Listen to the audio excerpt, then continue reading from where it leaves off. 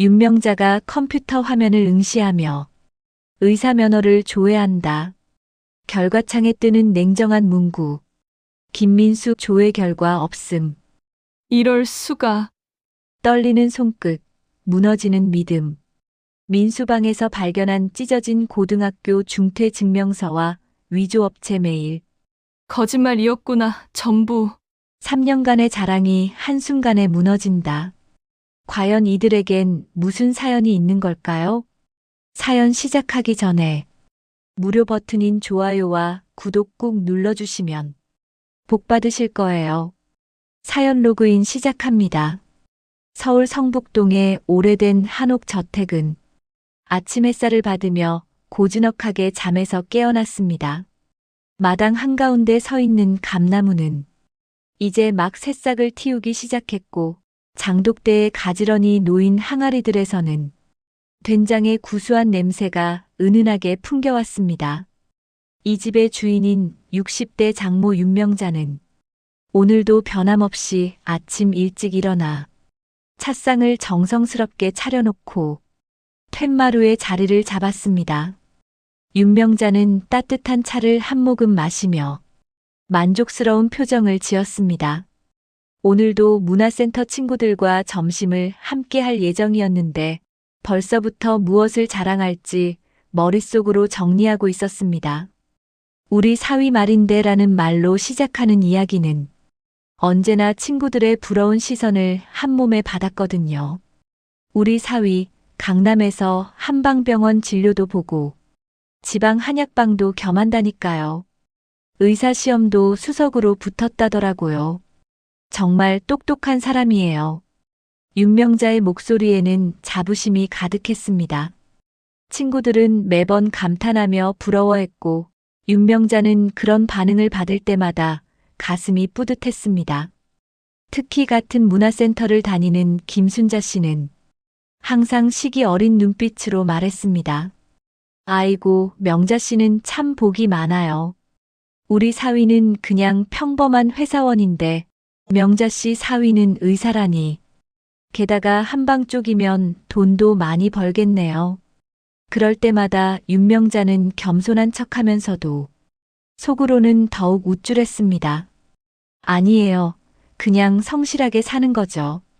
우리 민수가 워낙 환자분들을 정성껏 돌봐드리니까 소문이 나서 그런 것 같아요. 강남 병원에서도 인정받고 있고 지방에서도 찾는 분들이 많다니까요. 윤명자의 자랑은 거기서 끝나지 않았습니다. 지난번에는 환자 한 분이 직접 우리 집으로 전화해서 감사하다고 인사를 드리더라고요.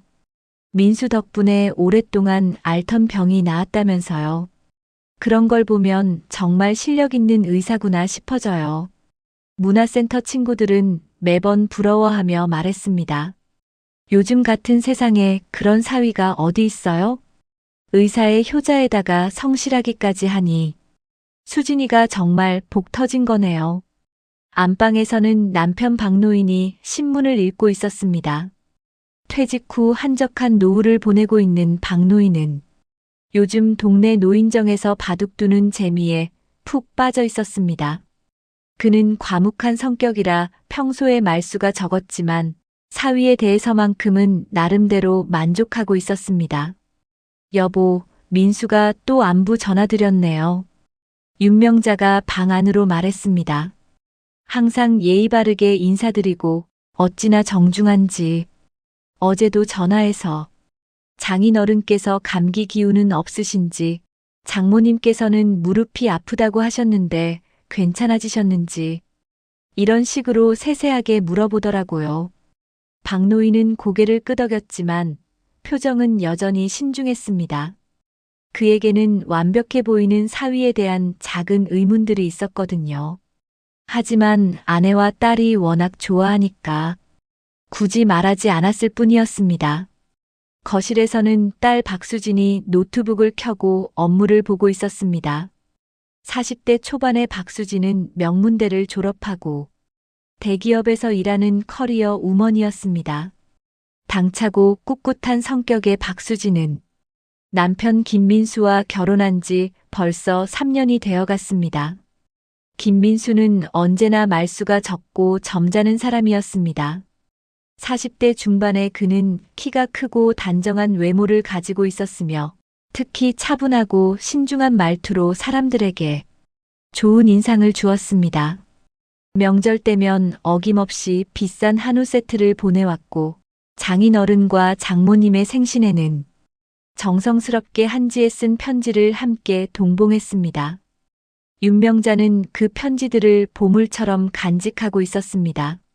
장모님, 항상 건강하시고 행복하시길 바랍니다.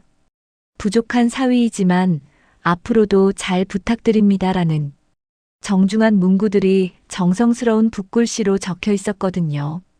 민수는 참 교양 있는 사람이에요. 윤명자가 친구들에게 그 편지를 보여주며 자랑했습니다. 요즘 젊은 사람들 중에 이렇게 정성스럽게 손편지를 쓰는 사람이 어디 있겠어요? 게다가 붓글씨까지 이렇게 잘 쓰다니 정말 배운 사람답죠.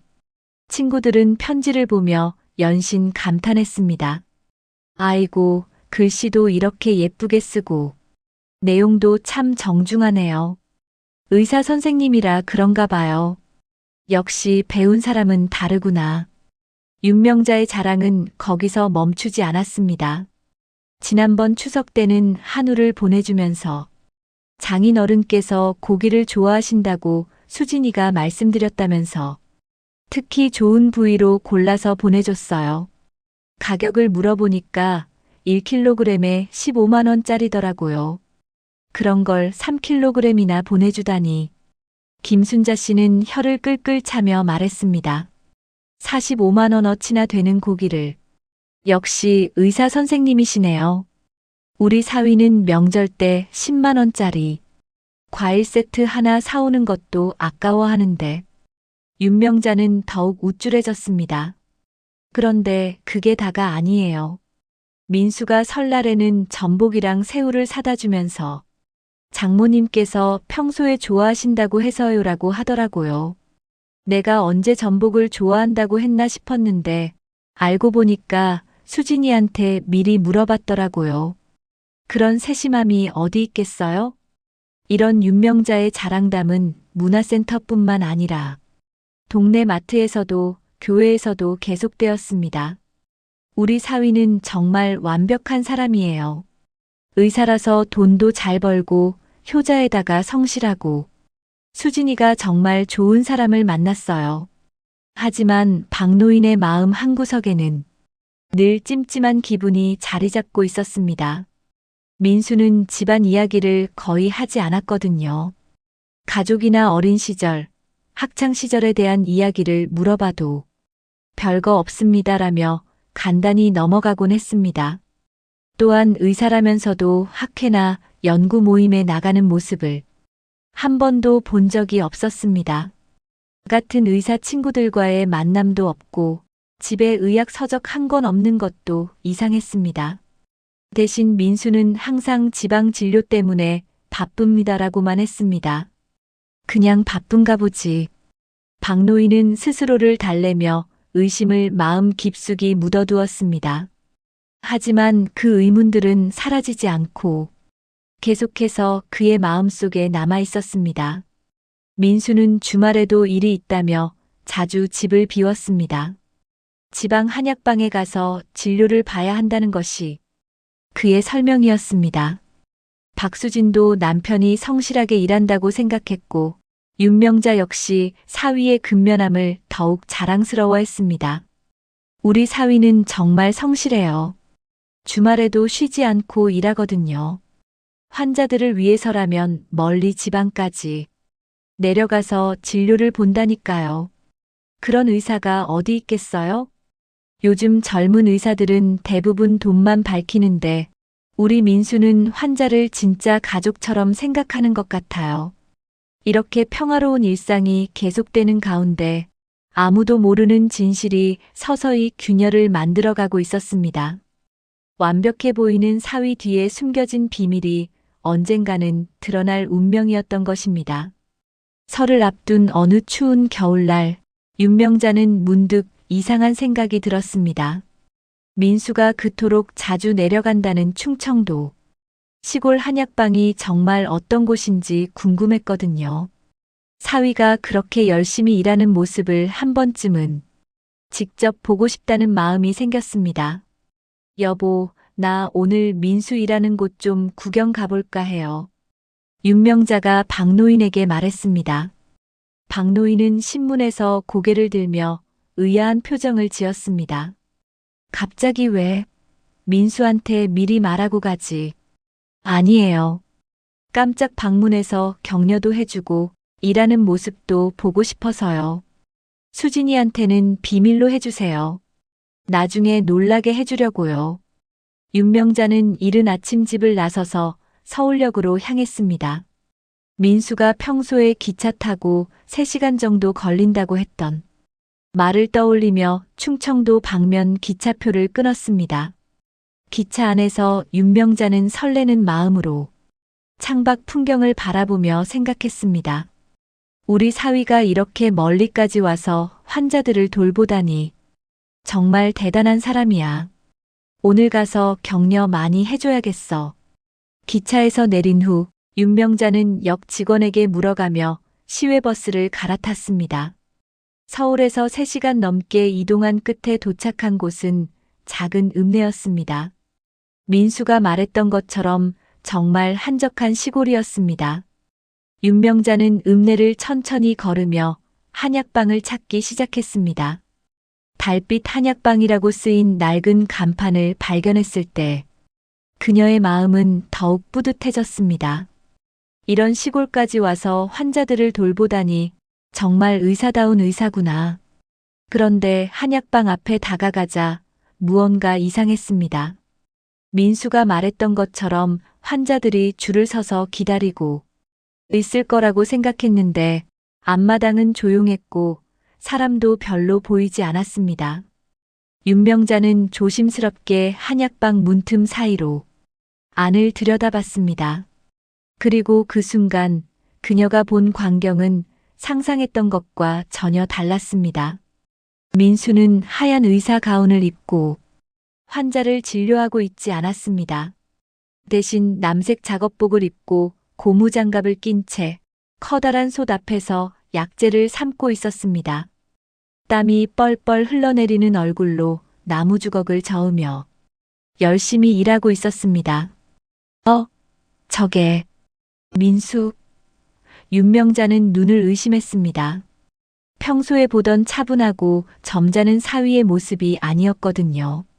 마치 약방의 직원처럼 허드렛 일을 하고 있는 모습이었습니다. 그때 한약방 안에서 나이든 남자가 나왔습니다. 70대쯤 되어 보이는 그 노인은 민수에게 말했습니다. 민수야, 고생이 많네. 이 약재는 3시간 더 끓여야 해. 중간에 물도 한 번 더 부어주고. 네, 사장님. 알겠습니다. 민수는 정중하게 대답하며 계속 약재를 적고 있었습니다. 윤명자는 더욱 혼란스러워졌습니다. 사장님이라고? 민수가 의사라면서 왜 다른 사람을 사장님이라고 부르는 걸까요? 노인은 마당에서 담배를 피우다가 윤명자를 발견했습니다. 어르신, 누구 찾으십니까? 윤명자는 당황했지만 최대한 자연스럽게 대답했습니다. 저는 그냥 지나가다가 한약방이 있길래 잠깐 들렀습니다.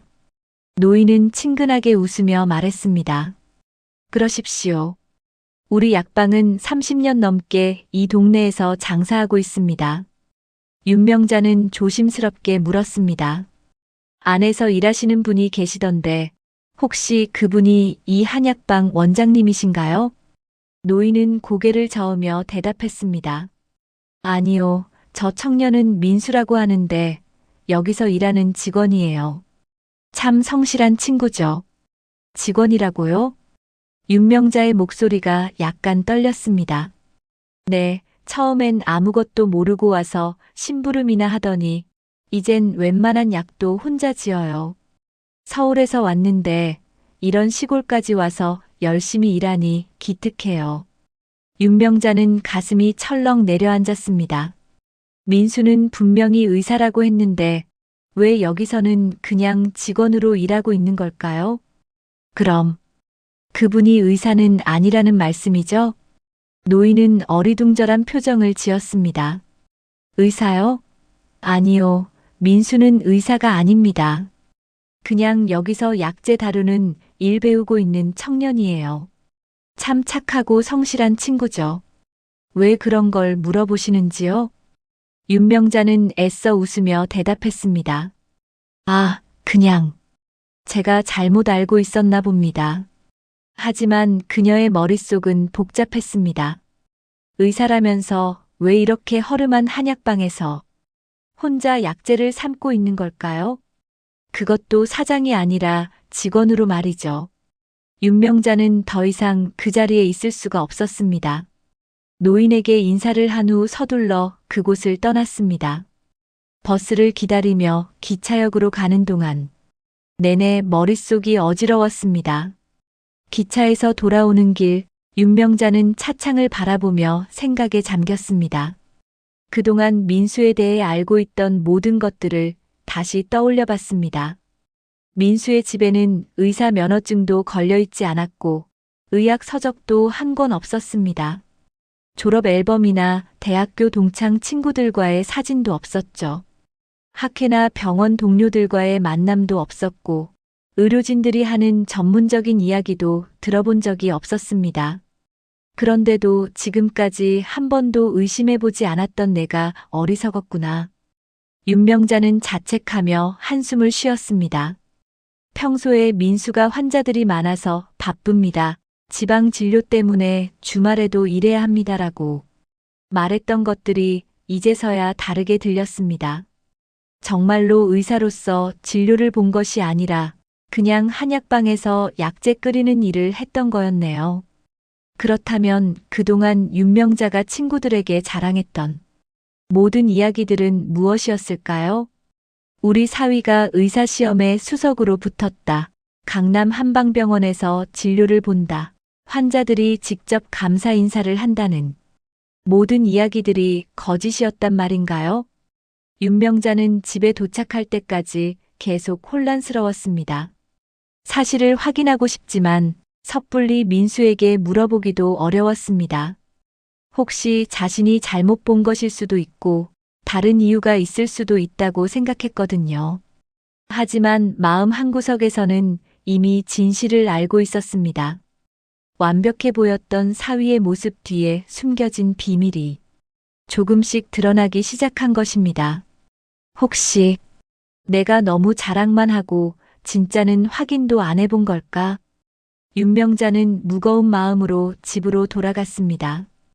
이제 더 이상 예전처럼 친구들에게 사위 자랑을 할 수 없을 것 같았습니다. 집에 돌아온 윤명자는 며칠 동안 잠을 제대로 이루지 못했습니다. 한약방에서 본 민수의 모습이 계속 머릿속에 맴돌았거든요. 평소 차분하고 점잖던 사위가 땀범벅이 되어 약재를 삶고 있던 모습, 그리고 한약방 주인을 사장님이라고 부르던 장면들이 생생했습니다. 윤명자는 거실에 앉아 민수와 관련된 모든 것들을 다시 생각해 봤습니다. 결혼 3년 동안 한 번도 의심해보지 않았던 일들이 이제는 모두 의문스럽게 느껴졌습니다. 의사라고 했는데 왜 집에 면허증이 걸려 있지 않을까? 왜 의학 서적 한 권도 없을까? 왜 병원 동료들과의 만남이 전혀 없을까? 도대체 뭐가 진짜인 거야? 윤명자는 한숨을 쉬며 중얼거렸습니다. 박노인은 아내의 이상한 행동을 눈치챘습니다. 며칠 전부터 윤명자가 평소와 다르게 조용했고 문화센터 친구들과의 만남도 피하고 있었거든요. 여보, 요즘 왜 그래? 몸이 안 좋아? 박노인이 걱정스럽게 물었습니다. 윤명자는 망설이다가 결국 며칠 전에 있었던 일을 남편에게 털어놨습니다. 민수가 일한다는 한약방에 가서 본 모든 것들을 자세히 설명했습니다. 박노인은 이야기를 들으며 점점 얼굴이 굳어졌습니다. 그러니까 민수가 의사가 아니라 그냥 한약방 직원으로 일하고 있었다는 얘기야? 그런 것 같아요. 한약방 주인도 민수를 의사라고 하지 않았고 그냥 성실한 직원이라고 했어요. 박노인은 주먹을 불끈 쥐었습니다. 만약 그게 사실이라면 우리가 완전히 속은 거잖아. 윤명자는 남편의 화난 모습을 보며 다급하게 말했습니다. 아직 확실하지 않아요. 혹시 다른 이유가 있을 수도 있고. 하지만 박노인의 의심은 이미 확신에 가까워져 있었습니다. 여보, 생각해봐. 지금까지 민수에 대해서 우리가 직접 확인한 게 뭐가 있어? 전부 민수가 하는 말만 믿고 있었잖아. 그날 밤 윤명자는 결국 결심을 했습니다. 의사 면허를 직접 조회해보기로 한 것입니다. 수진이 없는 사이에 컴퓨터를 켜고 인터넷으로 의료진 면허 조회 사이트에 접속했습니다. 떨리는 손으로 김민수라는 이름을 입력했습니다. 생년월일란에는 민수가 말했던 날짜를 적었습니다. 그리고 조회 버튼을 눌렀습니다. 몇 초간의 기다림 후에 나타난 결과는 냉정했습니다. 김민수 마이너스 조회 결과 없음. 윤명자의 손끝이 떨렸습니다. 혹시 이름이나 생년월일을 잘못 입력했나 싶어서 다시 한번 확인해 봤지만 결과는 마찬가지였습니다. 한의사 면허 조회에서도 같은 결과가 나왔습니다. 이럴 수가. 윤명자는 컴퓨터 화면을 멍하니 바라봤습니다. 박노인에게 조회 결과를 보여주자 그는 얼굴이 붉게 달아올랐습니다. 감히 우리 가문을 이렇게 속여? 박노인의 목소리에는 분노가 가득했습니다. 평생을 성실하게 살아온 자신들이 이런 식으로 속았다는 사실이 받아들여지지 않았거든요. 당장 민수에게 따져 물어야겠어. 박노인이 일어서려고 하자 윤명자가 말렸습니다. 여보, 잠시만요. 수진이가 받을 충격을 생각해 봐야 해요. 그래도 이런 일을 그냥 넘어갈 수는 없어. 윤명자도 남편의 말에 동감했지만 딸이 받을 충격이 걱정됐습니다. 수진이는 민수를 정말 사랑했거든요. 이런 사실을 알게 되면 얼마나 상처받을까요? 그날 밤 윤명자는 잠들지 못하고 뒤척였습니다. 하지만 진실을 확인해야 한다는 생각이 더 컸습니다. 다음 날 새벽 수진이 출근하고 민수도 지방 진료 때문에 집을 비운 사이 윤명자는 몰래 민수의 방에 들어갔습니다. 서랍을 조심스럽게 열어보니 여러 가지 서류들이 있었습니다. 그 중에서 윤명자의 눈에 들어온 것은 찢겨진 종이 한 장이었습니다. 그것은 고등학교 중퇴 증명서였습니다. 중퇴? 윤명자는 깜짝 놀랐습니다. 민수가 명문대를 졸업했다고 했는데 고등학교도 중퇴했다는 말인가요? 더 뒤져보니 컴퓨터에서 출력한 것으로 보이는 메일들이 있었습니다. 그중 하나는 한방 자격 위조 업체에서 온 것이었습니다. 한의사 면허증 위조 완료, 입금 확인 후 배송 예정이라는 내용이었습니다. 윤명자는 그 순간 모든 것을 깨달았습니다. 민수가 가지고 있던 한의사 자격증도 가짜였던 것입니다. 거짓말이었구나. 전부. 윤명자의 손에서 서류들이 떨어졌습니다. 지금까지 믿어왔던 모든 것들이 한순간에 무너져 내렸습니다. 완벽해 보였던 사위는 실제로는 고등학교도 제대로 졸업하지 못한 채 거짓으로 살아온 사람이었습니다. 박노인은 아내가 발견한 증거들을 보며 더욱 화가 났습니다. 이건 단순한 거짓말이 아니야. 완전한 사기야. 윤명자는 주저앉아서 울기 시작했습니다. 내가 그동안 친구들에게 뭘 자랑했던 거야. 수진이는 어떻게 해? 그동안 문화센터에서, 교회에서, 동네 마트에서 자랑했던 모든 이야기들이 거짓이었습니다. 우리 사위가 의사시험에 수석으로 붙었다. 강남에서 한방병원을 한다. 환자들이 직접 감사 인사를 한다는 모든 말들이 허구였던 것입니다. 더욱 충격적인 것은 민수가 단순히 거짓말을 한 것이 아니라 위조 서류까지 만들어서 체계적으로 속였다는 사실이었습니다. 박노인은 서재에 앉아서 담배를 피우며 생각했습니다. 도대체 민수의 진짜 정체가 뭘까? 왜 이런 거짓말을 했을까? 윤명자는 거실 소파에 앉아서 눈물을 닦으며 중얼거렸습니다. 수진이한테 어떻게 말하지? 이런 사실을 알면 얼마나 상처받을까? 하지만 이제 더 이상 진실을 숨길 수는 없었습니다.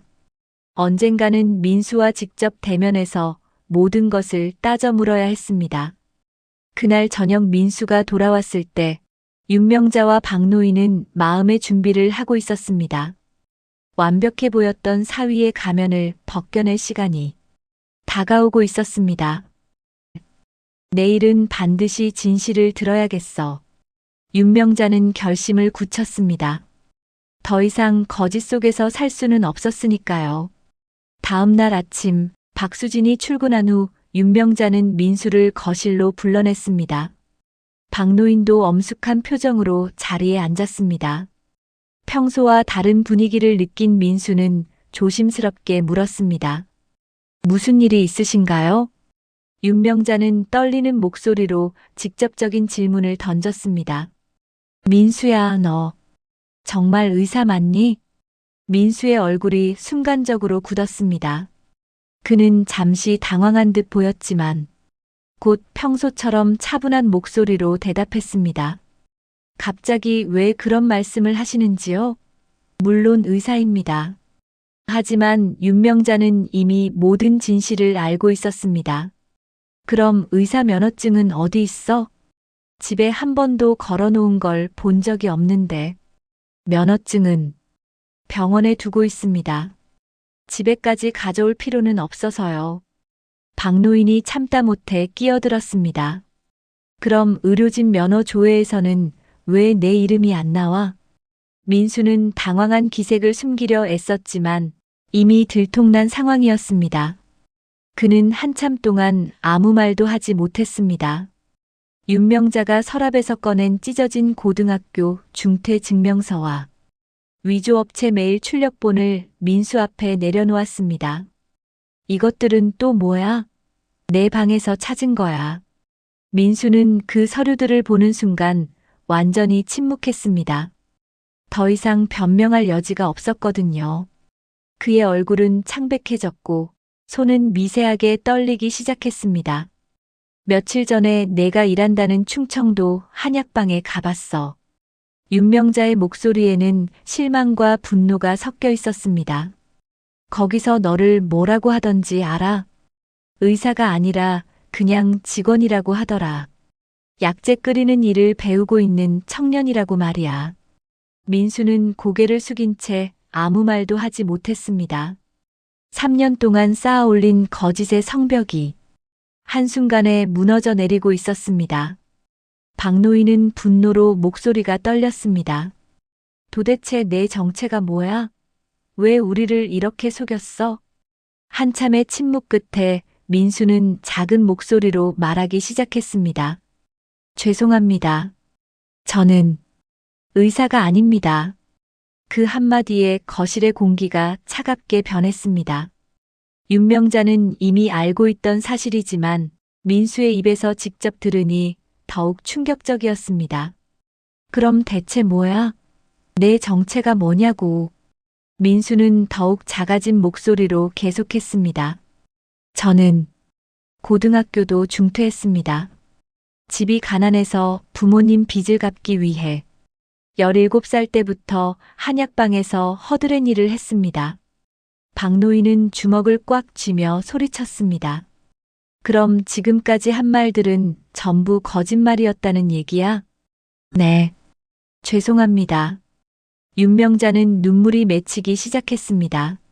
왜 그런 거짓말을 했어? 우리가 뭘 잘못했다고. 민수는 고개를 들어 윤명자를 바라봤습니다. 그의 눈에도 눈물이 고여 있었습니다. 처음에는 수진이를 만났을 때 정말 좋은 사람이었어요. 하지만 제 진짜 모습을 알면 절대 만나주지 않을 거라고 생각했습니다. 명문대 출신의 대기업 다니는 수진이가 고등학교 중퇴생을 좋아할 리 없잖아요. 그렇다고 이렇게까지 속일 일이야? 윤명자의 목소리는 떨렸습니다. 처음에는 한두 번만 그럴 생각이었어요. 하지만 거짓말이 거짓말을 낳고 나중에는 돌이킬 수 없을 만큼 커져버렸습니다. 박노인은 더욱 화가 났습니다. 그럼 위조 면허증까지 만든 것도 우리를 속이려고 한 거야? 그건 수진이 부모님께 소개할 때 보여달라고 해서 어쩔 수 없이 이건 완전한 사기야. 사기. 박노인이 소리쳤습니다.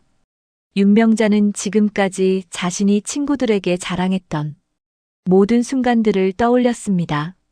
얼마나 우쭐해하며 우리 사위가 의사라고 말했던가요? 그런데 그 모든 게 거짓이었다니. 내가 그동안 사람들에게 뭐라고 자랑했는지 알아? 내가 의사시험에 수석으로 붙었다고, 강남에서 병원을 한다고, 환자들이 감사 인사를 한다고. 그런데 그게 전부 거짓말이었어? 민수는 더욱 작아진 목소리로 말했습니다. 정말 죄송합니다. 저도 나중에는 진실을 말하려고 했었는데. 언제 말하려고 했다는 거야? 박노인이 다그쳤습니다. 한의사 자격증을 진짜로 따서 정말 한의사가 된 후에 말씀드리려고 했습니다. 지금 공부하고 있어요. 하지만 박노인과 윤명자에게는 더 이상 민수의 말이 믿어지지 않았습니다. 3년 동안 완벽하게 속여온 사람의 말을 어떻게 믿을 수 있겠습니까? 내 놈은 사기꾼이야. 처음부터 끝까지 우리를 속인 사기꾼. 박노인의 분노는 극에 달했습니다. 당장 내 딸과 갈라서라. 이런 거짓으로 만들어진 결혼 생활이 무슨 의미가 있어? 민수는 아무 대답도 하지 못하고 고개만 숙이고 있었습니다. 변명의 여지가 없었거든요. 정말로 그는 모든 것을 속이고 살아왔으니까요. 그때 현관문이 열리면서 박수진이 들어왔습니다. 평소보다 일찍 퇴근한 것이었습니다. 거실의 심각한 분위기를 느낀 박수진은 당황스럽게 물었습니다. 무슨 일이에요? 왜 이렇게 분위기가? 윤명자는 딸을 보며 눈물을 참지 못했습니다. 이 사실을 어떻게 딸에게 말해야 할지 막막했거든요. 박수진은 민수의 창백한 얼굴과 부모님의 심각한 표정을 보며 뭔가 큰일이 일어났다는 것을 직감했습니다. 엄마, 아빠, 대체 무슨 일이에요? 박노인이 무거운 목소리로 말했습니다. 수진아, 앉아라. 내가 알아야 할 게 있어. 민수는 여전히 고개를 숙인 채 아무 말도 하지 못했습니다. 이제 모든 진실이 드러날 차례였습니다. 3년간 쌓아올린 거짓의 성이 완전히 무너지는 순간이었습니다. 박수진은 불안한 표정으로 부모님과 남편을 번갈아 바라봤습니다. 무언가 돌이킬 수 없는 일이 벌어지고 있다는 것을 느끼고 있었습니다. 박수진은 부모님의 설명을 들으며 점점 얼굴이 창백해졌습니다. 남편이 의사가 아니라는 사실, 고등학교도 중퇴했다는 사실, 그리고 3년간 모든 것을 속여왔다는 사실이 믿어지지 않았습니다.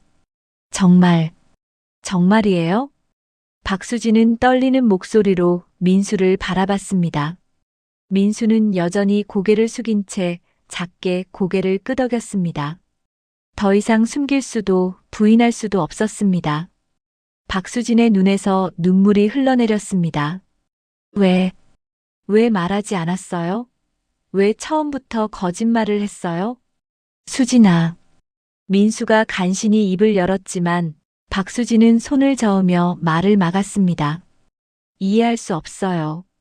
결혼하기 전에, 아니 사귀기 시작할 때부터 모든 게 거짓이었다는 거잖아요. 그럼 우리 사이에 진짜는 뭐가 있었던 거예요? 거실에는 무거운 침묵이 흘렀습니다. 박수진은 소파에 주저앉으며 얼굴을 손으로 가렸습니다. 그동안의 모든 추억들이 거짓 위에 세워진 것처럼 느껴졌습니다. 박노인은 분노를 억누르며 말했습니다. 당장 이 집에서 나가. 내 딸을 이렇게 속인 내 놈을 더 이상 볼 수 없어. 윤명자도 눈물을 흘리며 말했습니다. 민수야, 내가 어떤 사람인지는 모르겠지만 이런 식으로는 안 돼. 거짓말로 시작된 결혼이 어떻게 지속될 수 있겠어? 민수는 마지막으로 박수진을 바라봤습니다. 수진아, 미안해. 정말 미안해. 나는 그만해요. 박수진이 소리쳤습니다. 지금 와서 미안하다고 하면 뭐가 달라져요? 3년 동안 나를 바보로 만든 걸 미안하다는 말 한마디로 용서받을 수 있다고 생각해요? 민수는 더 이상 아무 말도 하지 못했습니다. 박수진의 말이 맞았거든요. 미안하다는 말로는 지금까지의 거짓말들을 되돌릴 수 없었습니다. 그 이후 며칠간 집안의 분위기는 최악이었습니다. 민수는 작은 방에 칩거하며 나오지 않았고 박수진은 극도의 스트레스로 식사도 제대로 하지 못했습니다. 윤명자와 박노인도 딸을 걱정하며 잠 못 이루는 밤이 계속됐습니다. 더 큰 문제는 소문이 동네에 퍼지기 시작한 것이었습니다. 윤명자가 그토록 자랑했던 의사 사위의 정체가 밝혀지면서 사람들의 수군거림이 시작됐습니다. 마트에서 장을 보던 윤명자는 뒤에서 들려오는 수군거리는 소리를 들었습니다. 저 집 사위 말이야. 의사라고 했는데 알고 보니까 고등학교도 안 나왔다더라. 정말? 그럼 지금까지 거짓말을 한 거야? 그렇다니까. 윤명자 씨가 얼마나 자랑을 했는데 창피해서 어떻게 나다닐까? 윤명자는 가슴이 먹먹해져서 장바구니를 놓고 그 자리를 벗어났습니다. 집으로 돌아오는 길에도 사람들의 시선이 따가웠습니다. 교회에서도 마찬가지였습니다. 평소 친하게 지내던 권사님들이 윤명자를 보며 수군거렸습니다. 그래도 너무했지. 아무리 그래도 결혼까지 했는데 그렇게 속일 일이야? 윤명자 집사님이 얼마나 사위 자랑을 했는데 이제 얼굴을 못 들고 다니겠어. 이런 상황이 계속되자 박수진의 상태는 더욱 나빠졌습니다. 회사에서도 집중할 수 없었고 집에서도 민수와 마주치는 것조차 고통스러워했습니다. 어느 날 아침 박수진은 극심한 스트레스로 인해 쓰러지고 말았습니다. 윤명자가 발견했을 때 박수진은 화장실 바닥에 쓰러져 있었고 급히 병원으로 후송됐습니다. 의사는 스트레스성 위염과 탈수 증상이라고 진단했습니다. 환자분이 상당한 정신적 충격을 받으신 것 같습니다. 무엇보다 안정이 필요해요. 병실에 누워있는 딸을 보며 윤명자와 박노인은 더욱 민수에게 화가 났습니다. 딸이 이렇게까지 고생하는 것을 보니 도저히 참을 수 없었거든요. 박노인은 병실 복도에서 민수를 불러내어 말했습니다. 더 이상은 안 돼. 수진이가 이렇게 고생하는 걸 어떻게 지켜봐? 민수는 병실 문을 통해 보이는 박수진의 모습을 바라봤습니다. 아내가 자신 때문에 이렇게 고통받는 것을 보니 마음이 찢어질 것 같았습니다. 장인어른, 저는 그만해. 이제 정말 끝이야. 박노인은 주머니에서 이혼 서류를 꺼냈습니다. 변호사를 통해서 준비했어. 지금이라도 수진이를 자유롭게 해줘. 더 늦기 전에. 민수는 이혼 서류를 받아들고 한참 동안 바라봤습니다. 그동안 행복했던 순간들이 머릿속을 스쳐 지나갔습니다. 수진이와 처음 만났을 때, 결혼식을 올렸을 때, 함께 보낸 평범한 일상들. 하지만 그 모든 것들이 거짓 위에 세워진 것이었습니다. 진실이 드러난 지금 더 이상 이 관계를 지속할 수는 없었습니다. 알겠습니다. 민수는 작은 목소리로 대답했습니다. 그날 밤 민수는 조용히 짐을 쌌습니다. 많지 않은 옷가지와 몇 권의 책들이 전부였습니다. 3년간 살았던 집에서 가져갈 수 있는 것도 별로 없었습니다. 새벽 무렵 민수는 집을 나섰습니다. 어디로 가야 할지 정확히 정하지도 않았습니다. 다만 이곳에 더 이상 머물 수는 없다는 것만 확실했습니다. 박수진은 병실 침대에 엎드려 오열했습니다. 간병하던 윤명자가 딸의 등을 토닥이며 위로했습니다. 수진아, 이제 다 끝났어. 너는 잘못한 게 없어. 하지만 박수진의 마음속에는 배신감과 함께 이상한 허전함도 자리 잡고 있었습니다. 거짓이었지만 3년간 함께 보낸 시간들이 완전히 무의미했던 것만은 아니었거든요. 왜 처음부터 솔직하지 않았을까? 박수진은 눈물을 흘리며 중얼거렸습니다. 윤명자는 딸의 고통을 보며 더욱 민수에게 분노했습니다. 하지만 동시에 자신도 책임이 있다는 생각이 들었습니다. 너무 겉모습만 보고 판단했던 것은 아닐까 하는 후회도 있었거든요. 민수가 떠난 후 집은 적막했습니다. 그동안 완벽해 보였던 가족의 모습이 산산조각 나버린 것입니다. 거짓으로 쌓아 올려진 행복이 얼마나 허무한 것인지를 모든 사람들이 깨닫게 된 순간이었습니다. 서울을 떠난 민수는 다시 충청도 그 시골 한약방으로 돌아왔습니다. 짐 하나 달랑 들고 나타난 민수를 본 한약방 주인 박 사장은 별말 없이 맞아주었습니다. 돌아왔나? 서울 일은 잘 마무리됐고 민수는 고개를 숙인 채 대답했습니다.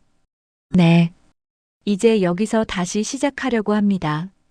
박 사장은 민수의 표정을 보고 무슨 일이 있었는지 대충 짐작할 수 있었습니다. 하지만 자세히 묻지는 않았습니다. 대신 예전처럼 일할 방을 마련해 주었습니다. 민수는 다시 남색 작업복을 입고 한약방에서 일하기 시작했습니다. 땀에 젖은 옷을 입고 약재를 다리고 말리고 분쇄하는 일을 반복했습니다. 서울에서 3년간 입었던 정장과 구두는 모두 버리고 작업복과 운동화만 신었습니다. 처음 몇 주간은 정말 힘들었습니다. 밤에는 허름한 고시원에서 혼자 지내야 했고 진이 생각이 날 때마다 가슴이 아팠습니다. 특히 잠들기 전에 수진아 라고 중얼거리며 눈물을 흘리는 밤이 많았습니다. 그래도 민수는 예전과는 다른 마음가짐이었습니다. 더 이상 거짓으로 살고 싶지 않았거든요. 이번에는 정말로 한의사가 되어서 당당하게 살고 싶었습니다. 그것이 수진이에게 그리고 장인어른과 장모님께 할 수 있는 유일한 속죄라고 생각했습니다. 고시원에서 밤늦게까지 한의사 자격 시험 교재를 붙들었습니다. 동의보감, 황제내경 같은 고전 의서부터 현대 한의학 이론까지 민수는 처음부터 차근차근 공부했습니다. 예전에는 겉핥기식으로만 알고 있던 한의학 지식을 이제는 제대로 배우기 시작한 것입니다. 침구학, 본초학, 진단학. 민수는 책을 보며 졸다가도 수진이 라는 이름을 중얼거리며 다시 눈을 떴습니다. 그럴 때마다 더욱 간절해졌습니다. 언젠가는 진짜 한의사가 되어서 수진이에게 당당한 모습을 보여주고 싶었거든요. 박 사장은 민수의 변화된 모습을 지켜봤습니다. 예전과는 달리 정말 진지하게 공부하고 있다는 것을 느낄 수 있었습니다. 새벽 일찍 일어나서 약재 준비를 하고 낮에는 열심히 일하고 밤에는 시험 공부를 하는 민수의 모습이 진정성 있어 보였습니다. 민수야, 요즘 부쩍 달라진 것 같네. 무슨 일이 있었나? 민수는 잠시 망설이다가 솔직하게 말했습니다. 사실은 결혼했던 아내와 헤어졌습니다. 제가 거짓말을 너무 많이 해서요. 거짓말? 네. 한의사라고 속였거든요. 그런데 들통이 나서 모든 게 무너졌습니다. 박 사장은 고개를 끄덕였습니다. 그래서 이제 진짜 한의사가 되려고 하는 거군. 네. 다시는 거짓으로 살고 싶지 않습니다. 이번에는 정말로 실력을 쌓아서 당당하게 살고 싶습니다. 박 사장은 민수의 진심을 느낄 수 있었습니다. 좋은 마음가짐이야. 그런데 쉬운 일은 아닐 거야. 한의사 자격 시험이 만만치 않거든. 알고 있습니다. 하지만 포기할 수 없습니다. 몇 달이 지나면서 민수는 한약방 일뿐만 아니라 지역사회 봉사활동에도 참여하기 시작했습니다. 매주 토요일마다 읍내 요양원에 한약을 무료로 배달했습니다. 박 사장이 우린 한약을 민수가 직접 어르신들께 가져다 드렸습니다. 처음에는 단순히 한약만 전달했지만 시간이 지나면서 어르신들과 대화를 나누기 시작했습니다. 어르신들의 건강 상태를 물어보고 간단한 건강 상담도 해드렸습니다. 할아버지, 오늘은 몸이 어떠세요? 아이고, 민수 청년이 왔네. 고마워라. 내가 가져다 주는 약 먹고 허리가 많이 나아졌어. 민수는 어르신들의 맥을 짚어드리며 몸 상태를 살펴봤습니다. 비록 정식 한의사는 아니지만 몇 년간 한약방에서 일하며 배운 것들과 최근에 공부한 이론들을 활용해서 간단한 상담을 해드렸습니다. 할머니, 무릎이 아프시다고 했죠? 이렇게 지압해 보세요. 이 자리가 족삼리혈인데 무릎 건강에 좋습니다. 민수는 어르신들에게 간단한 지압법을 가르쳐 드렸습니다. 정식 진료는 아니었지만 어르신들은 민수의 관심과 정성에 고마워했습니다. 무엇보다 민수가 진심으로 어르신들을 걱정하는 마음이 전해졌기 때문입니다. 요양원 원장도 민수를 좋게 평가했습니다. 민수 씨 덕분에 어르신들이 많이 밝아지셨어요. 단순히 약만 가져다 주는 게 아니라 진심으로 관심을 가져주시니까 어르신들이 민수 씨를 기다리세요. 마을 사람들 사이에서도 민수의 이름이 오르내리기 시작했습니다. 서울에서 온 청년이 참 성실하다. 요양원 어르신들을 정말 잘 돌봐준다. 공부도 열심히 하고 일도 성실하게 한다는 소문이 퍼졌습니다. 읍내 면사무소 직원도 민수에게 말했습니다. 민수 씨, 요양원에서 민수 씨 칭찬이 자자해요. 어르신들이 민수 씨 오는 날을 손꼽아 기다린다더군요. 민수는 그런 말을 들을 때마다 마음이 따뜻해졌습니다. 거짓으로 받았던 칭찬이 아니라 진심으로 한 일에 대한 인정이었기 때문입니다. 이런 인정이야말로 진짜 기쁨이라는 것을 깨달았습니다. 어느 할머니는 민수를 보며 말씀하셨습니다.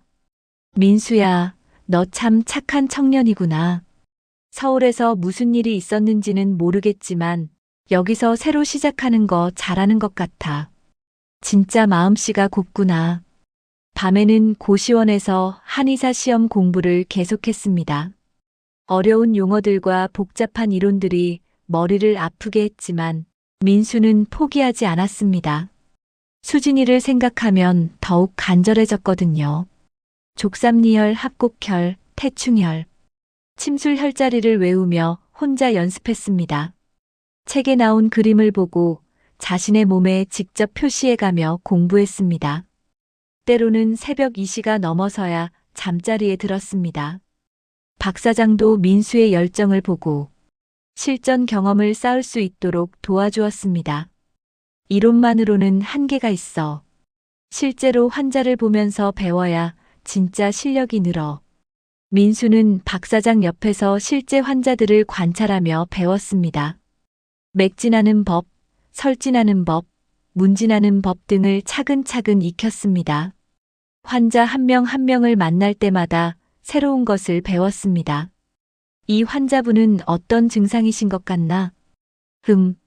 맥이 빠르고 얕으니까 열증인 것 같습니다. 그리고 혀가 붉으니까 심화상염일 가능성이 있어 보입니다. 맞아. 그럼 어떤 처방을 내려야 할까? 황연의 독탕 계열로 열을 내려주고 안신정지시켜야 할 것 같습니다. 좋아. 이론을 실제로 잘 적용하고 있네. 이런 식으로 민수는 실력을 차근차근 쌓아갔습니다. 비록 아직 정식 자격은 없지만 실력만큼은 나날이 늘고 있었습니다.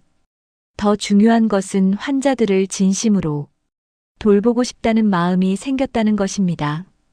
어느 날 밤 민수는 거울을 보며 생각했습니다. 이제 조금씩 진짜 내가 되어가고 있는 것 같아. 거짓으로 만들어진 완벽한 모습이 아니라 부족하지만 진실한 자신의 모습을 받아들이기 시작한 것입니다. 하지만 여전히 수진이 생각이 날 때마다 가슴이 아팠습니다. 언젠가는 정말로 당당하게 그녀 앞에 설 수 있을까? 그때까지 얼마나 더 기다려야 할까? 그녀가 자신을 용서할 수 있을까? 민수는 창밖을 바라보며 다짐했습니다. 진짜가 되자. 거짓 없는 진짜 내가 되자. 그것이 수진이에게 그리고 자신에게 할 수 있는 유일한 속죄였습니다. 언젠가는 당당하게 나는 진짜 한의사가 되었습니다라고 말할 수 있는 날이 오기를 간절히 바라면서 말입니다. 민수가 한약방에서 묵묵히 일한 지 1년이 지났습니다. 그동안 민수는 정말 많이 변했습니다. 예전에 거짓으로 치장한 모습은 온데간데 없고 진실하고 성실한 모습만 남아 있었습니다. 한의사 자격 시험도 얼마 남지 않았고 박 사장도 민수의 실력을 인정할 정도로 성장했습니다. 어느 토요일 저녁 서울의 윤명자는 우연히 텔레비전 뉴스를 보고 있었습니다. 지역 소식을 전하는 뉴스에서 갑자기 익숙한 얼굴이 화면에 나타났습니다. 그것은 바로 민수였습니다. 충청도 괴산군에서 젊은 봉사자가 지역 요양원 어르신들을 위해 꾸준히 활동하고 있어 화제가 되고 있습니다.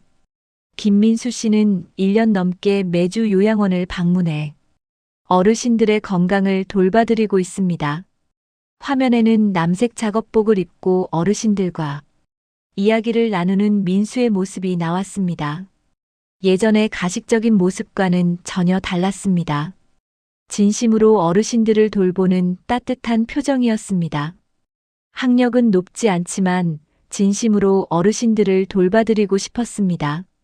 한의학을 제대로 배워서 더 많은 분들께 도움이 되고 싶습니다. 인터뷰 중인 민수의 목소리는 예전보다 더 진실되게 들렸습니다. 거짓으로 포장하지 않은 솔직한 모습이었습니다. 윤명자는 텔레비전 화면을 멍하니 바라봤습니다. 그동안 분노하고 원망했던 민수가 이런 모습으로 살고 있다는 것이 믿어지지 않았습니다. 뉴스는 계속 이어졌습니다. 김민수 씨는 현재 한의사 자격증 취득을 위해 공부하고 있으며 앞으로도 지역사회를 위한 봉사활동을 이어갈 계획이라고 밝혔습니다. 요양원 원장의 인터뷰도 나왔습니다. 민수 씨는 정말 성실하고 따뜻한 사람입니다. 어르신들이 민수 씨를 가족처럼 생각하세요. 이런 분이 있어서 우리 지역이 더 따뜻해지는 것 같습니다.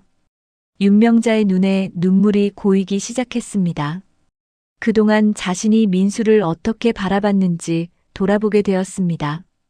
분명히 민수가 거짓말을 한 것은 잘못이었지만 지금 보니 그 사람 안에는 진실한 마음이 있었던 것 같았습니다. 그동안 겉모습만 봤구나. 윤명자는 혼잣말을 했습니다. 생각해보니 민수가 보내준 선물들, 정성스럽게 쓴 편지들, 그리고 평소의 성실한 모습들이 모두 진심에서 나온 것일 수도 있었습니다. 다만 의사라는 거짓 신분 때문에 모든 것이 가짜로 보였을 뿐이었을지도 모릅니다. 윤명자는 박노인을 불렀습니다. 여보, 이것 좀 보세요. 박노인은 뉴스를 보며 복잡한 표정을 지었습니다. 여전히 분노가 남아 있었지만 화면 속 민수의 모습은 예전에 알던 거짓된 모습과는 달랐습니다. 저 사람이 정말 민수인가? 박노인도 믿기 어려워했습니다. 다음 날 윤명자는 수진이에게 뉴스 이야기를 했습니다. 이혼 후 수진이는 많이 힘들어했지만 점차 일상을 되찾아가고 있었습니다. 하지만 민수 이야기만 나오면 여전히 복잡한 표정을 지었습니다. 엄마, 그 사람이 뭐라든 상관없어요. 이미 끝난 일이에요. 하지만 수진이의 목소리에는 확신이 없었습니다. 사실 수진이도 가끔 민수를 생각할 때가 있었거든요. 거짓말은 용서할 수 없었지만 함께 보낸 시간들이 완전히 가짜는 아니었다는 생각이 들 때가 있었습니다. 며칠 후 윤명자는 결심을 했습니다. 직접 민수를 만나보기로 한 것입니다. 이번에는 수진이에게도 말했습니다. 수진아, 나는 민수를 한 번 더 만나보고 싶어. 엄마, 왜요? 뭐하러 그런 사람을? 1년 동안 어떻게 살았는지 궁금해. 그리고 내가 너무 성급하게 판단한 건 아닌지 확인해보고 싶어. 수진이는 망설였지만 결국 어머니를 따라가기로 했습니다. 자신도 민수가 정말 변했는지 궁금했거든요. 충청도로 가는 기차 안에서 윤명자와 수진이는 말이 없었습니다. 두 사람 모두 복잡한 마음이었습니다. 민수를 만나면 뭐라고 말해야 할지, 그리고 민수가 어떤 모습일지 예상할 수 없었습니다. 한약방에 도착했을 때 민수는 여전히 작업복을 입고 약재를 삶고 있었습니다. 하지만 1년 전의 모습과는 달랐습니다. 더 진중하고 성숙해 보였습니다. 윤명자와 수진이를 본 민수는 깜짝 놀랐습니다. 가장 보고 싶었지만 동시에 가장 만나기 어려운 사람들이었거든요. 장모님, 수진아. 민수의 목소리는 떨렸습니다. 윤명자는 1년 전과 확실히 달라진 민수의 모습을 확인할 수 있었습니다. 예전의 가식적인 모습은 완전히 사라지고 진실한 모습만 남아 있었습니다. 민수야, 잘 지냈니? 민수는 고개를 숙였습니다. 죄송합니다. 정말 죄송합니다. 박 사장이 나와서 상황을 설명했습니다. 이분들이 민수 가족인가 보네요. 민수는 정말 달라졌어요. 1년 동안 누구보다 성실하게 일하고 공부했습니다. 윤명자는 주변 사람들에게 민수에 대해 물어봤습니다. 모든 사람들이 민수를 좋게 평가했습니다. 요양원 어르신들, 마을 사람들 모두가 민수의 진심을 인정하고 있었습니다. 민수 씨는 정말 착한 사람이에요. 어르신들을 정말 잘 돌봐줘요. 처음에는 서울에서 온 청년이라고 해서 어떤 사람인가 싶었는데 정말 성실하고 겸손해요. 이런 말들을 들으며 윤명자는 깨달았습니다. 민수가 거짓말을 한 것은 분명히 잘못이었지만 그 사람 자체가 나쁜 사람은 아니었다는 것을 말입니다. 한옥 처마 아래에서 민수와 대화를 나눴습니다. 민수는 지난 1년간의 이야기를 솔직하게 했습니다. 얼마나 후회했는지, 어떻게 진짜가 되려고 노력했는지를 진심으로 말했습니다. 정말 죄송했습니다. 거짓말로 시작한 것이 가장 큰 잘못이었어요. 하지만 수진이를 사랑하는 마음만큼은 진심이었습니다. 수진이는 그런 민수를 보며 복잡한 마음이었습니다. 여전히 배신감은 있었지만 지금 앞에 있는 민수는 진실해 보였습니다. 그럼 이제 정말 한의사가 되려고 하는 거예요? 네. 다음 달에 시험을 봅니다. 이번에는 정말 실력으로 당당하게 합격하고 싶습니다. 윤명자는 민수의 눈을 보며 말했습니다. 민수야, 내가 거짓말한 것은 용서하기 어려워. 하지만 지금의 내 모습은 진심 같아 보여. 수진이도 조용히 말했습니다. 나는 당신이 어떤 모습이든 괜찮아 했을 텐데 왜 처음부터 솔직하지 않았는지 아직도 이해할 수 없어요. 민수는 눈물을 흘리며 대답했습니다. 정말 미안해. 이젠 진짜 내 모습으로 살게 해줘. 더 이상 거짓은 없을 거야. 멀리서 바라보던 박노인도 천천히 다가왔습니다. 그는 말없이 민수를 바라보다가 조용히 고개를 끄덕였습니다. 완전한 용서는 아니었지만 민수의 변화를 인정한다는 의미였습니다. 석양이 지는 한약방 마당에서 네 사람은 조용히 서 있었습니다. 깨어진 신뢰를 완전히 회복하기에는 아직 시간이 더 필요했지만 새로운 시작의 가능성은 보이기 시작했습니다. 민수가 한의사 국가고시에 합격했다는 소식이 전해진 것은 그로부터 2달 후의 일이었습니다. 박 사장이 기뻐하며 민수에게 축하 인사를 건넸을 때 민수는 처음으로 진정한 성취감을 느꼈습니다. 이제 정말 한의사구나. 민수는 합격증을 바라보며 감격했습니다. 가짜가 아닌 자신의 실력으로 따낸 진짜 자격증이었습니다. 박 사장은 민수에게 한약방을 인수할 것을 제안했습니다. 나도 나이가 많아서 은퇴를 생각하고 있었어. 내가 이 한약방을 이어받아서 제대로 된 한방원을 만들어 보는 게 어때? 민수는 잠시 고민했습니다. 그리고 한 가지 결정을 했습니다. 한방원의 이름을 수진당 한방원으로 하고 싶다고 박 사장에게 말했습니다. 수진이, 그 사람 이름이야? 네. 제가 가장 사랑했고 가장 상처 준 사람이에요. 그 이름으로 한방원을 연다면 매일매일 진실하게 살아야 한다는 것을 잊지 않을 수 있을 것 같습니다. 박 사장은 민수의 진심을 느끼고 고개를 끄덕였습니다. 그렇게 수진당 한방원이 탄생했습니다. 개업 준비를 하던 중 민수는 서울에 소식을 전했습니다. 정식으로 한의사가 되었다는 것과 수진당 한방원을 개업한다는 소식을 편지로 보냈습니다. 윤명자는 편지를 받고 복잡한 마음이었습니다.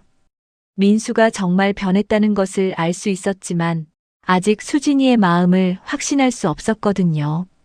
수진아, 민수가 정말 한의사가 되었대. 그리고 한방원 이름을 내 이름으로 지었다고 해. 수진이는 편지를 읽으며 눈물이 났습니다. 여전히 복잡한 감정이었지만 민수가 자신을 잊지 않고 있다는 것을 알 수 있었습니다. 개업식 날이 다가왔습니다. 민수는 혹시나 하는 마음으로 서울에 개업 소식을 알렸지만 아무도 오지 않을 거라고 생각했습니다. 개업식 당일 아침 민수는 새로 단 간판을 바라봤습니다. 수진당 한방원 마이너스 원장 김민수라고 쓰여진 간판이 아침 햇살을 받아 빛나고 있었습니다. 마을 사람들과 요양원 어르신들이 축하하러 왔습니다. 비록 크지 않은 개업식이었지만 진심으로 축하해주는 사람들로 가득했습니다. 민수 원장님 축하드려요. 이제 정말 의사 선생님이 되셨네요. 민수는 한 분 한 분께 감사 인사를 드렸습니다. 이런 따뜻한 축하를 받는 것이 얼마나 소중한지 깨달았습니다.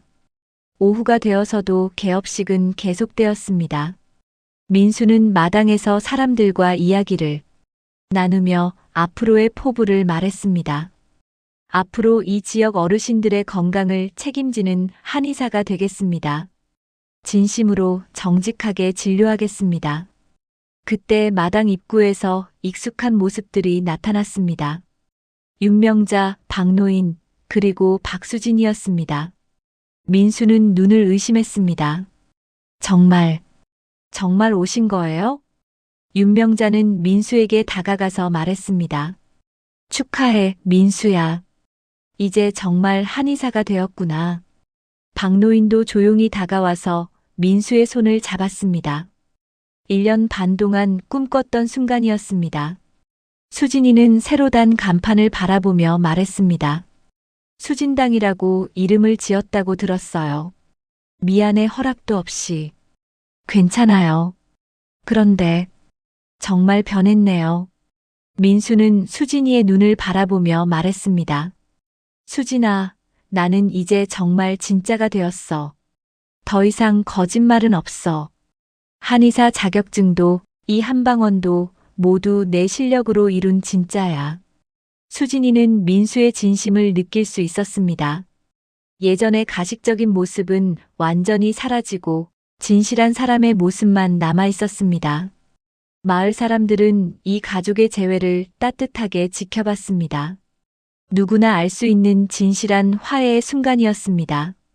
저녁이 되어서 사람들이 돌아간 후 네 사람은 한방원 마당에 앉아서 조용히 대화를 나눴습니다. 윤명자는 문화센터 친구들에게 할 이야기를 생각하며 미소 지었습니다. 이제 정말 자랑할 게 생겼네. 우리 사위가 정식 한의사가 되었다고, 그것도 자기 실력으로. 박노인도 동네 사람들에게 할 말을 생각했습니다.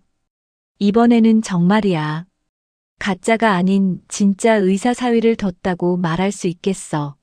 수진이는 민수에게 물었습니다. 정말, 이제 거짓말은 없는 거죠? 민수는 단호하게 대답했습니다. 절대 없을 거야. 이제 나는 진짜 김민수야. 한의사 김민수. 민수는 수진이의 손을 꼭 잡았습니다. 그럼, 이번에는 진짜 내 모습으로 시작하자. 몇 달 후, 수진당 한방원은 지역에서 가장 신뢰받는 한방원이 되었습니다. 민수의 진심 어린 진료와 정직한 태도가 입소문을 탔기 때문입니다. 환자들은 민수를 믿고 찾아왔습니다. 수진당 원장님은 정말 실력도 좋고 마음씨도 좋다는 소문이 퍼졌습니다.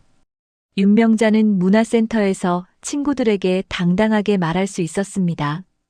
우리 사위 한의사예요. 정말 실력 있는 한의사가 되었어요. 이번에는 진짜예요. 친구들도 윤명자의 변화를 느낄 수 있었습니다. 예전처럼 과장된 자랑이 아니라 진심 어린 자부심이었거든요. 박노인도 바둑 친구들에게 말했습니다. 우리 사위가 한의원을 차렸어. 처음에는 우여곡절이 있었지만 이제는 정말 훌륭한 의사가 되었지. 어느 일요일 오후 수진당 한방원 마당에서 네 사람이 차를 마시며 이야기를 나누고 있었습니다. 민수는 수진이의 손을 잡으며 말했습니다. 고마워. 다시 기회를 줘서. 수진이는 미소 지으며 대답했습니다. 나도 배웠어요. 사람을 겉모습으로만 판단하면 안 된다는 것을. 윤명자는 두 사람을 바라보며 흐뭇해했습니다. 이제야 진짜 가족 같다. 박노인은 담배를 피우며 말했습니다. 거짓말로 시작했지만 결국 진실로 끝났구나. 석양이 지는 한방원 마당에서 네 사람은 평화롭게 시간을 보냈습니다. 거짓된 완벽함 대신 진실한 불완전함을 선택한 결과 더 큰 행복을 찾을 수 있었습니다. 민수는 수진당이라는 간판을 바라보며 다짐했습니다. 앞으로도 거짓 없이 진실하게 살겠다고. 그것이 진정한 사위이자 진정한 한의사이자 진정한 남편이 되는 길이라고 믿으면서 말입니다. 거짓된 이름은 사라졌지만 그 자리에 진짜로 성실히 살아낸 인생이 빛나고 있었습니다. 수진당 한방원의 간판처럼 민수의 삶도 이제 진실한 빛을 발하고 있었습니다. 오늘 이야기 어떠셨나요? 오늘도 가정에 행복한 일만 가득하시길 바랍니다. 무료 버튼인 구독과 좋아요 누르는 것도 잊지 마세요.